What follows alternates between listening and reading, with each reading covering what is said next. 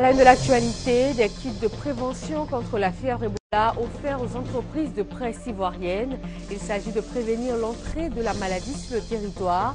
À ce jour, 1350 personnes sont mortes du virus Ebola en Afrique de l'Ouest.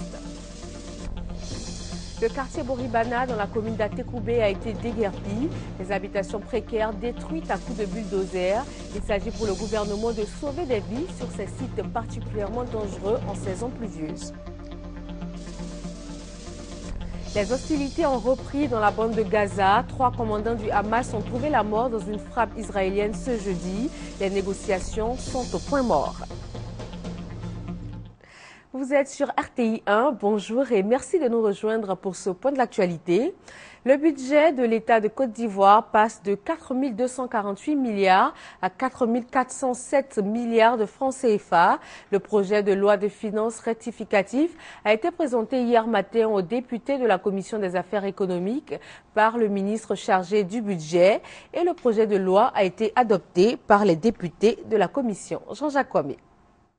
Face aux députés de la Commission des affaires économiques et financières, le ministre chargé du budget a donné les raisons de la hausse du budget de l'État de Côte d'Ivoire pour l'année 2014. Ce budget passe de 4 248,2 milliards de francs CFA à 4 407,4 milliards de francs CFA. Les raisons de cet écart d'environ 160 milliards de francs CFA, selon le ministre chargé du budget, sont entre autres une hausse au niveau des redevances portuaires, des revenus perçus sur le cacao et le gaz, et surtout de l'augmentation de l'émission des titres entendés eurobonds émis sur les marchés monétaires et financiers internationaux.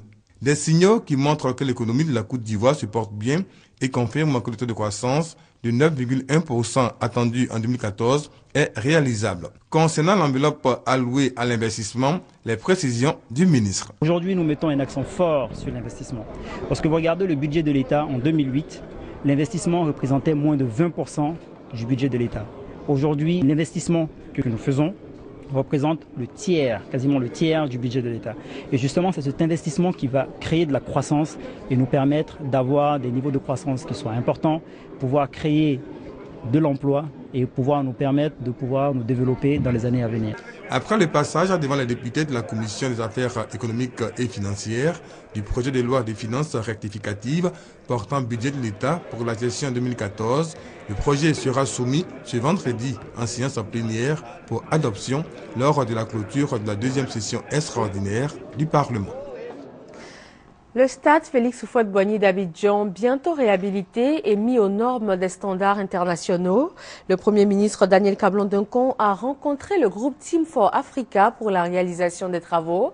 Les échanges ont abouti à un accord de principe. Gabriel Zani. Le stade Félix Houphouët-Boigny d'Abidjan sera bientôt reconstruit. L'accord de principe pour la réalisation du nouveau stade a été obtenu ce mardi 19 août à la primature. Le Premier ministre Daniel Kablan-Duncan a reçu le groupe Team for Africa, un groupe d'investissement dans le domaine de la construction des infrastructures sportives. L'audience est tenue en présence des ministres Alain Lobognon de la promotion de la jeunesse, des sports et loisirs et Abdourahmane Cissé, ministre chargé du budget. La réalisation du projet va coûter plus de 35 milliards de francs CFA. C'est un nouveau stade qui va voir le jour en cet endroit. Nous allons raser le stade existant pour construire un nouveau stade d'une capacité de 35 000 places qui épouse donc toutes les exigences des fédérations internationales, notamment la FIFA. Un stade aux normes internationales avec des hôtels, des bureaux, un centre d'affaires, des parkings et 5000 places assises qui vont changer la physionomie du stade Félix Houphouët-Boigny. Les travaux vont durer 2 ans. Au même moment, la Côte d'Ivoire va se doter de 2 nouveaux stades. Un stade olympique dans la commune d'Anyama avec 65 000 places et l'extension du stade de Boaké de 25 000 à 45 000 places. C'est le groupe Team for Africa qui sera chargé de ces 3 projets d'envergure. Pour l'instant, les pourparlers avec le ministre chargé du budget se poursuivent pour le démarrage des travaux. La lutte contre les fraudes dans l'établissement des titres de transport s'annonce efficace. Un fraudeur a été démasqué grâce au système informatique du Centre de gestion intégré. Le reportage de Kone Pargasoro, commenté par Franck Quadio. Le nouveau système de gestion intégrée des transports routiers initié depuis le 26 juillet dernier par le ministre des Transports fonctionne correctement. Ce sont les mots du directeur général du Centre de gestion intégrée CGI au point presse organisé à la salle de conférence du ministère des Transports. Selon Ibrahima Koné, ce nouveau système a permis de constater un cas de tentative de fraude sur des dossiers à fournir pour l'obtention du permis de conduire. Ce monsieur s'est présenté avec un document falsifié, donc qui portait un numéro de carte d'identité. Donc, quand il s'est présenté au guichet et que donc, cette information a été renseignée au niveau de la base tout de suite a fait ressortir le fait qu'il y avait une incohérence du fait que cette personne qui avait rentré son empreinte digitale ne correspondait pas au numéro d'identité qui était donc présenté. Tout de suite, il est passé aux aveux et donc il a été envoyé donc au niveau de la sécurité. Occasion pour Ibrahima Koné de donner des précisions sur le cas de coupons présenté par les différentes auto-écoles en vue de l'obtention du permis de conduire. Le directeur général du Centre de gestion intégrée des transports routiers, après avoir donné les objectifs de ce nouveau système de gestion intégrée, interpelle les candidats au permis de conduire à tourner définitivement le dos à la fraude et à la contrefaçon. Le virus Ebola a fait à ce jour 1350 morts en Afrique de l'Ouest selon le dernier bilan de l'OMS. Aucun cas détecté en Côte d'Ivoire, mais les mesures de prévention se multiplient. Les entreprises de presse ont reçu des kits de prévention. Patricia Omoetia. Face à ce drame que représente Ebola pour la sous-région, la ministre de la Santé intensifie les campagnes de sensibilisation contre l'entrée du virus Ebola en Côte d'Ivoire. Aujourd'hui, cette phase de sensibilisation réunit les directeurs généraux, les directeurs de publication des entreprises de presse ivoiriennes. Ils sont chargés à leur tour de relayer la sensibilisation auprès de leur personnel en contact avec les populations. La Côte d'Ivoire est en danger parce que nous partageons des frontières communes avec deux pays qui sont affectés. Nous avons des coutumes communes, des rites funéraires communs avec les populations des autres pays et il est important que la presse nous accompagne et nous avons eu la chance jusqu'aujourd'hui d'avoir comme support, n'est-ce pas, de communication la RTI qui fait passer nos messages. Le combat est le combat de tous les Ivoiriens, mais le combat de la communication est un des combats les plus importants. Processus de sensibilisation dans lequel les médias s'engagent à faire passer l'information sur les mesures d'hygiène élémentaires sans créer de psychose au sein des populations. La RTI est engagée aux côtés du ministère de la Santé, qui fait beaucoup pour mettre les Ivoiriens à l'abri. Et ce n'est pas une façon de faire peur aux Ivoiriens. On ne veut pas créer la psychose, mais c'est de prendre le maximum de précautions, faire en sorte que nous soyons effectivement hors de danger.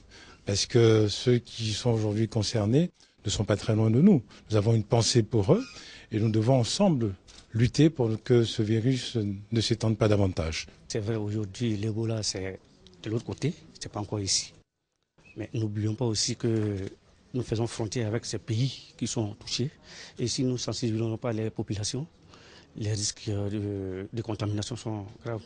La rencontre a pris fin avec la remise de kits prévention Ebola aux responsables des médias ivoiriens. Cependant, Raymond Goudou Kofi a tenu à rassurer qu'aucun cas d'Ebola n'est enregistré en Côte d'Ivoire. Elle recommande fortement d'éviter les accolades et d'appliquer strictement les mesures d'hygiène, c'est-à-dire se laver régulièrement les mains avec du savon et de l'eau javelisée. Le nombre de personnes touchées par l'épidémie de fièvre hémorragique Ebola continue d'augmenter. Dans son dernier bilan, l'OMS a recensé 2240 personnes atteintes, dont 1350 sont mortes. Entre le 14 et le 16 août, il y a eu 113 nouveaux cas et 84 morts dans les 4 pays concernés, la Guinée, la Sierra Leone, le Libéria et le Nigeria. L'OMS dit coopérer avec le Programme alimentaire mondial pour assurer la distribution de vivres aux milliers de personnes qui vivent dans les zones placées en quarantaine.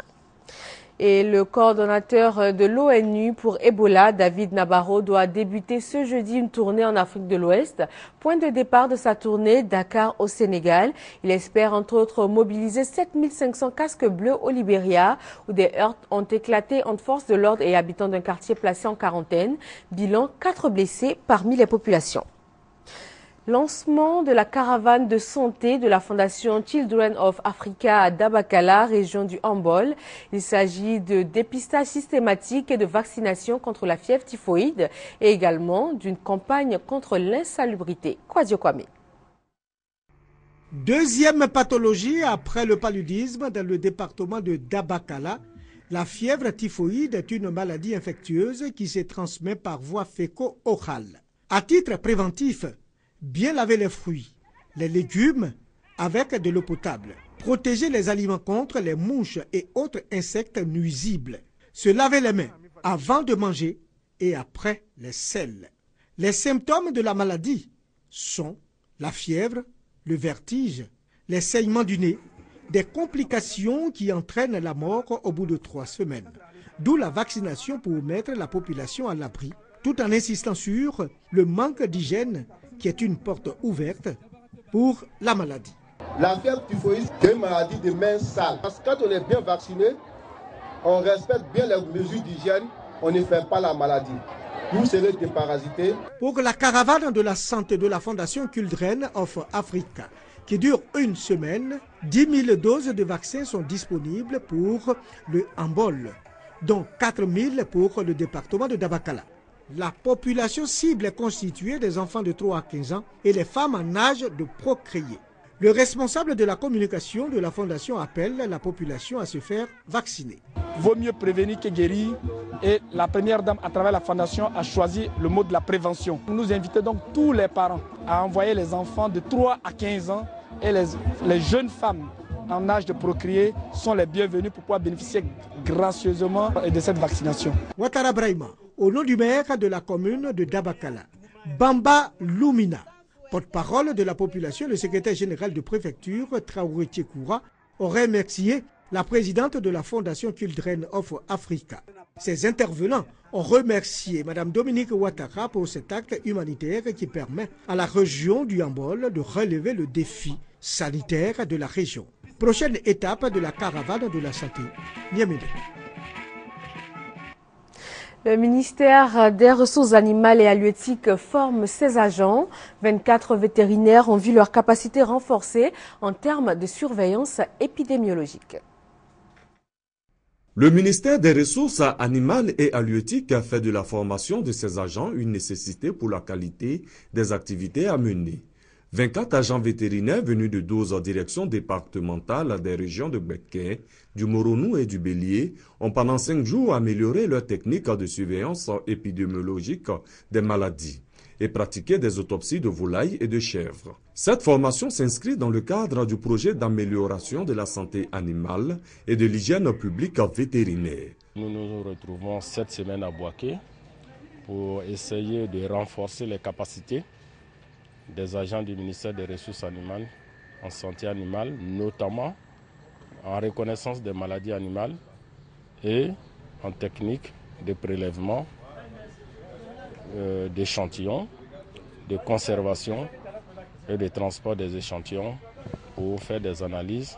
Les agents formés se disent prêts à mener à bien leur mission. Ce sont des pathologies animales que nous devons surveiller pour veiller à la santé de l'être humain. On a certes reçu une formation de base, mais il est important de les actualiser. Parce que tout évolue. La formation s'est achevée par une soirée de récompense où les apprenants ont reçu des attestations liées à leur nouveau statut. 4e édition de la caravane Vacances saines dans la commune de Fresco, zone sud-ouest de la Côte d'Ivoire. Il s'agit là d'amener les jeunes à adopter un comportement responsable pendant cette période. La caravane va sillonner plusieurs villes du pays. Herman Yamia. C'est le ministre de la promotion de la jeunesse, des sports et loisirs lui-même qui a procédé au lancement de la caravane nationale Vacances saines, jeunesse saine, protège-toi à Fresco. Devant les jeunes venus nombreux pour participer à cette caravane, le ministre Alain Lobognon a souligné qu'être jeune n'est pas synonyme de comportement irresponsable. Il les a donc sensibilisés sur les dangers des fléaux comme le VIH-Sida, les IST, les MST et la toxicomanie. Nous pouvons vaincre les virus, mais il faut se protéger. Et la meilleure façon de se protéger, c'est d'avoir un environnement sain, c'est d'être propre, c'est de porter le préservatif. L'initiative de la direction de la protection des jeunes est approuvée par les participants. Ils ont souligné qu'ils se feront les relais des enseignements reçus. L'initiative est bonne parce qu'aujourd'hui, tous les projets sont orientés vers la jeunesse. Et la santé est d'abord le premier pas qu'il faut faire pour parler d'emploi. Cette caravane va sillonner plusieurs villes du pays et la sensibilisation se fera de diverses manières. En plus de ce que ces jeunes-là seront sensibilisés, comme on le fait d'habitude, par la stratégie communication pour le changement de comportement, nous allons adopter d'autres stratégies qui vont consister à faire le dépistage volontaire, le counseling.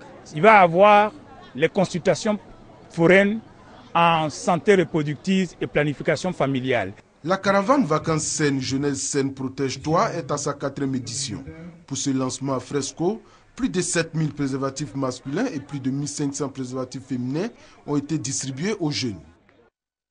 Le quartier Boribana, dans la commune d'Atekoubé, a été déguerpi. Les habitations précaires détruites à coups de bulldozer. Il s'agit de sauver des vies sur ces sites particulièrement sujets à éboulement en cas de pluie. Koné Pargassoro, Franck Quadio. Boribana, un des nombreux quartiers précaires du district d'Abidjan. Des habitations détruites, entre ruines et gravats, certains habitants tentent d'épargner quelques affaires. Sur le site, des engins démolisseurs sont en action.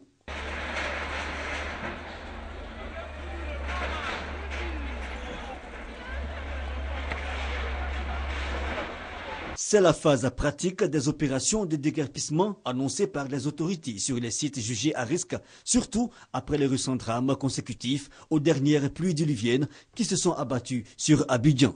Des pluies qui ont d'ailleurs endeuillé plusieurs familles.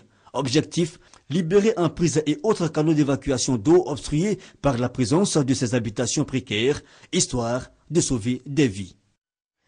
À Fakobli, dans l'ouest de la Côte d'Ivoire, les femmes luttent contre la pauvreté. La Mutuelle agricole pour le développement économique a initié la journée de la femme rurale. Des kits agricoles, des vivres et non-vivres ont été offerts aux femmes de la localité. F. Boué, Franck Quadio.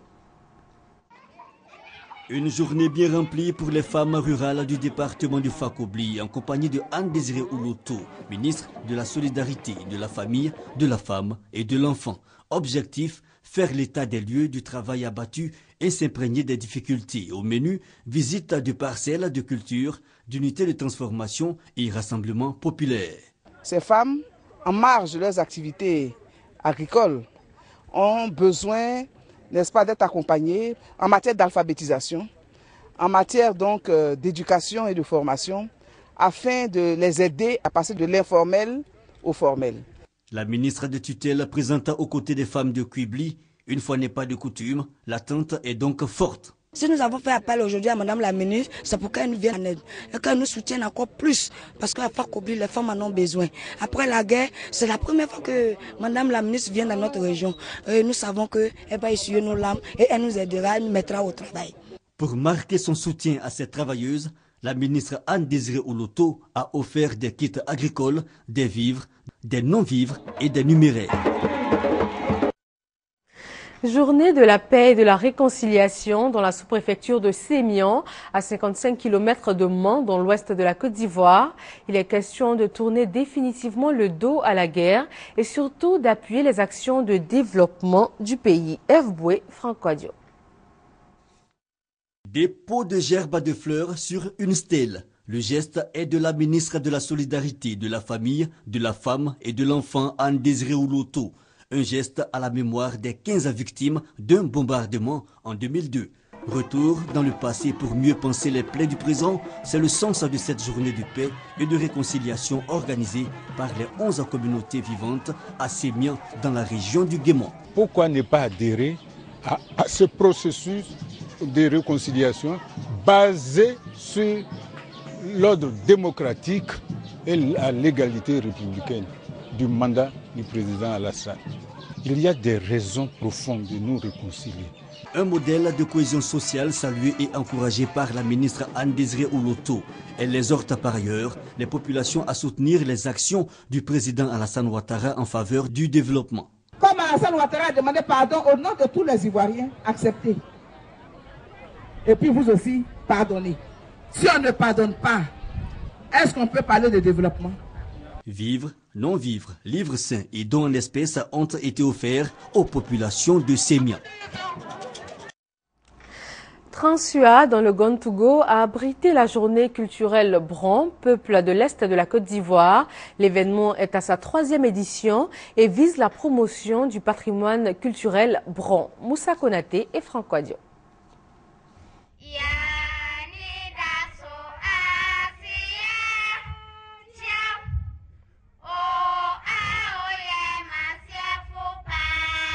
Note gai et verbe haut, les lignes de l'hymne national de la Côte d'Ivoire exécutées en langue bron.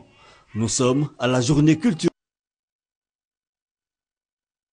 Bron à Transua, localité de la région du Gontougo. Une activité de promotion de la culture bron, peuple de l'Est de la Côte d'Ivoire. Notre culture était en train de mourir. Et donc nous avons décidé de nous organiser à prendre aux côtés des vieux, des sachants qui existent encore pour que nous autres, nous puissions perpétuer cette culture et que tout le monde sache qui sont les Brons et quelles sont nos valeurs culturelles, les richesses que nous avons ici. La Boma, danse tambourinée transposée sur scène pour exprimer la grandeur et l'honneur caractéristique du peuple Bron. Un ensemble codifié à usage didactique, cela s'exprime à travers cette conférence sur les valeurs culturelles Bron rendues vivantes par le langage du tambour. Et le crochet intercède en ces termes.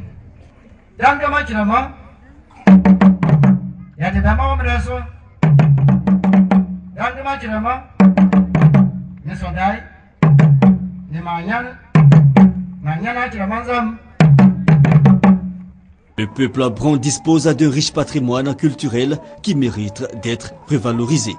Pour engager le développement, il faut se baser sur la culture, qui pour nous est un élément important, qui est le ciment de l'unité. Initiée par les cadres de Transua, la journée culturelle Bron est à sa 3e édition. Bientôt, un lycée municipal, un commissariat et une brigade de gendarmerie à Soubré, dans la région de la Nawa. Le président du conseil régional vient de poser la première pierre de ces infrastructures d'une valeur totale de 470 millions de francs CFA. Mamadou Kossi. Ce site abritera dans quelques mois un lycée municipal avec une dizaine de salles de classe, des bureaux, des latrines, une salle de conférence et une salle d'informatique. À cela s'ajoute une cantine scolaire et une bibliothèque. Une infrastructure pour renforcer la capacité d'accueil des écoles de la région de la Nawa, dans le sud-ouest de la Côte d'Ivoire. Ce lycée à base 4 sera construit dans la commune de Mayo, dans le département de Soubré. Cette réalisation va coûter la somme de 400 millions de francs CFA, entièrement financée par le conseil régional de la Nawa. Le président Alain Donwaye et son équipe veulent lutter contre l'échec en milieu scolaire et aussi les grossesses scolaires, causées en partie par le surnombre dans les classes et l'éloignement des collèges du lieu de résidence des élèves. Mais le secteur de l'éducation n'est pas la seule priorité du conseil régional et de son président Alain Donwaye.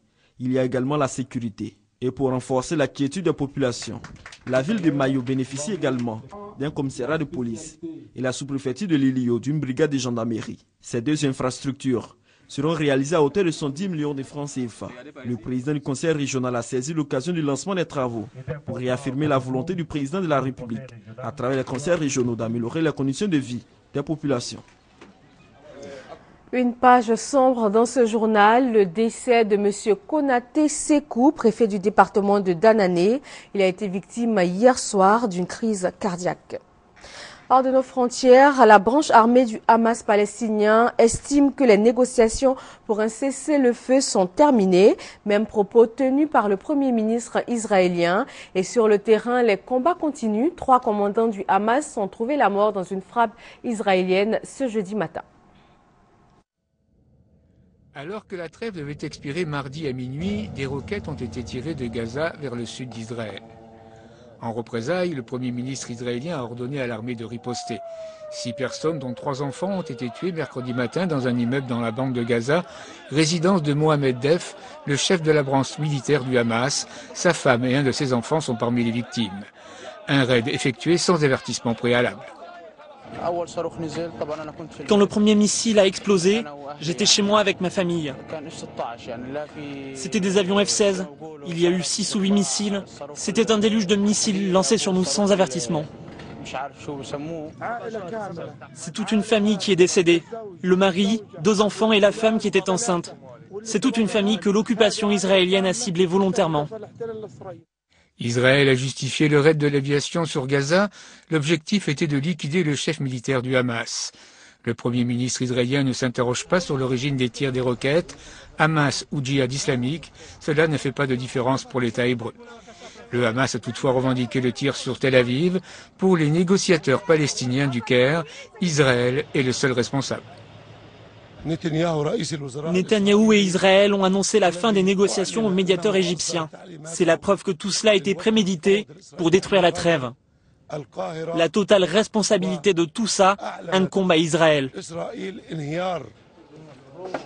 Les négociations sont impossibles parce que les points de vue d'Israël et du Hamas sont trop divergents et inconciliables. Démilitarisation d'un côté, fin du blocus de l'autre, un dialogue de sourds où l'on n'entend que le bruit du canon. En attendant, ce sont encore les habitants de la bande de Gaza qui sont obligés de subir et de fuir les bombardements à la suite de cette nouvelle trêve brisée. Tirs d'obus et d'artillerie lourde incessants, cette fois dans le centre-ville de Donetsk en Ukraine. Plus de 40 civils tués hier mercredi. Et malgré ce chaos, la maternité de Donetsk continue de fonctionner. Reportage. À Donetsk, la maternité tente de fonctionner tant bien que mal, malgré les combats au dehors. La peur, le stress, les problèmes d'approvisionnement perturbent les médecins et les patients. Les mamans accouchent au son des bombardements. La situation est très difficile. Nous sommes restés car nous n'avions pas le temps de fuir. Seul le bébé nous retenait. Finalement, j'ai accouché ici et ça s'est bien passé. Il y avait de l'eau et de l'électricité. Mais depuis cette nuit, l'eau est coupée, même à la maternité. Au sous-sol du bâtiment, le personnel a aménagé un hôpital de fortune pour accueillir les mamans et leurs bébés en cas d'alerte. La semaine dernière, ils s'y sont réfugiés 2 fois. Les plus fragiles, ce sont les prématurés. La moindre coupure d'électricité peut perturber le fonctionnement des couveuses et compromettre la survie des bébés. Pendant les bombardements, l'infirmière en charge de ces enfants refuse de déménager au sous-sol. Elle reste là pour veiller sur eux et elle dénonce l'insuffisance de l'aide internationale. La Croix-Rouge ne nous a pas contactés d'aucune manière. Ni la Croix-Rouge, ni aucune autre organisation n'est venue dans notre maternité pour voir ces enfants. Personne n'a offert son aide, que ce soit pour les évacuer, pour les protéger, pour les mettre à l'abri des bombardements. Eux ou nous, le personnel. Les pensionnaires de la maternité, comme les civils de Donetsk, sont pris entre 2 feux, entre les séparatistes pro-russes qui tiennent la ville et les bombardements de l'armée ukrainienne qui tentent de la reprendre. Mardi, en 24 heures, au moins 34 civils ont été tués dans les combats. Au Pakistan, des milliers de partisans de l'opposition ont pénétré dans la zone rouge, le siège du gouvernement à Islamabad. Objectif, forcer le Premier ministre à démissionner. Islamabad, zone rouge. Dans ce secteur ultra sécurisé de la capitale pakistanaise, on trouve le siège du gouvernement. Mardi soir, prêt à aller jusqu'au bout pour obtenir la démission du Premier ministre Nawaz Sharif, des milliers de manifestants ont pénétré dans cette partie de la ville. Partisans des opposants Imran Khan et Tahir ul-Qadri, ils se sont servis d'une grue pour déplacer des conteneurs qui bloquaient leur passage. Imran Khan a ensuite promis de marcher jusqu'à la demeure du Premier ministre s'il ne démissionne pas dans les prochaines 24 heures. Ces images montrent le journaliste américain James Foley au travail à Alep en Syrie avant son enlèvement dans ce même pays en novembre 2012. Dans une vidéo ultra-violente diffusée mardi sur Internet et dont l'authenticité n'a pas encore été formellement établie, les djihadistes de l'État islamique montrent ce qui serait la décapitation de James Foley. Ils menacent ensuite de faire connaître le même sort à un autre journaliste américain, Steven Sotloff, si Barack Obama ne met pas fin aux frappes aériennes américaines en Irak. Nouvelle nuit de protestation à Ferguson, en banlieue de Saint-Louis, ce mardi. Pour la première fois en 10 jours, l'ambiance est restée pacifique. Plusieurs centaines de personnes se sont rassemblées jusqu'aux environs de minuit, début du couvre-feu décrété par le gouverneur du Missouri. Les manifestants demandent toujours la justice pour Mike Brown, cet adolescent noir abattu par un policier. Ce retour au calme reste très relatif. La police a annoncé avoir procédé à 47 arrestations et saisi 3 armes sur des protestataires mardi soir.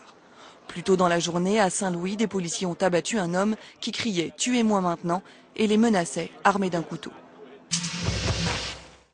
L'Argentine, en défaut de paiement, change de stratégie pour rembourser sa dette. Jusqu'à présent, ces paiements transitaient par les États-Unis, ce qui a permis à la justice américaine de bloquer le dernier virement de 539 millions de dollars. Pour contourner le problème, la présidente Cristina Kirchner a annoncé un projet de loi qui permettra au pays de rembourser ses créanciers privés directement à Buenos Aires. Ceux qui le souhaitent pourront échanger leurs titres de dette libellés aux États-Unis contre des titres émis en Argentine afin de recevoir leur argent. Ce tour du monde en images met fin à ce 13h. Merci d'être resté avec nous. D'autres informations sur les www.rti.ci. Très bon après-midi sur RTI 1.